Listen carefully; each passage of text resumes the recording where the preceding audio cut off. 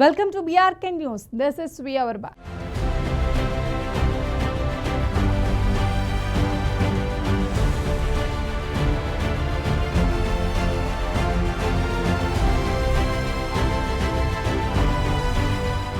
కాంగ్రెస్ అగ్రనేత ప్రియాంక గాంధీ వాద్రాతో రాజకీయ వ్యూహకర్త జన్ సూరజ్ పార్టీ వ్యవస్థాపకుడు ప్రశాంత్ కిషోర్తో భేటీ కావటం హాట్ టాపిక్గా మారింది.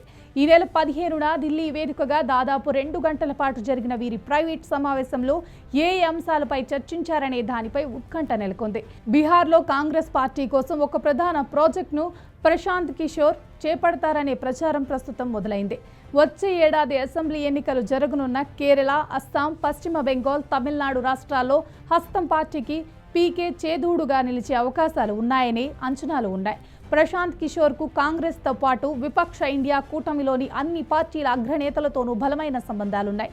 తమిళనాడు సీఎం స్టాలిన్, పశ్చిమ బెంగాల్ సీఎం మమతా బెనర్జీలకు కూడా ఆయన సన్నిహితుడే.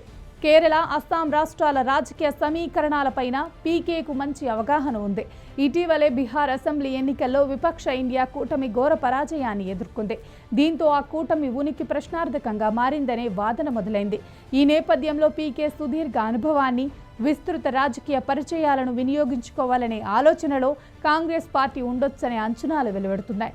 ఈ క్రమంలోనే ప్రియాంక గాంధీతో ఆయన భేటీ అయ్యి ఉండొచ్చని విశ్లేషకులు భావిస్తున్నారు. భవిష్యత్ రాజకీయ ప్రణాళికలు, సమీకరణాలపై వారి మధ్య చర్చ జరిగి ఉండొచ్చని చెబుతున్నారు. ప్రియాంక గాంధీ రాజకీయంగా ప్రతిభావంతురాలు అని ప్రశాంత్ కిషోర్ గతంలో చాలాసార్లు కొనియాడారు. రాహుల్ గాంధీతో పోలిస్తే ఆమెతోనే పీకే చనువుగా ఉంటారు. రాజకీయ అంశాలపై ఆమెతో స్వేచ్ఛగా చర్చిస్తుంటారు. ప్రస్తుతం కాంగ్రెస్ పార్టీకి బలమైన గొంతుకులుగా రాహుల్, ప్రియాంక ఉన్న విషయం తెలిసిందే.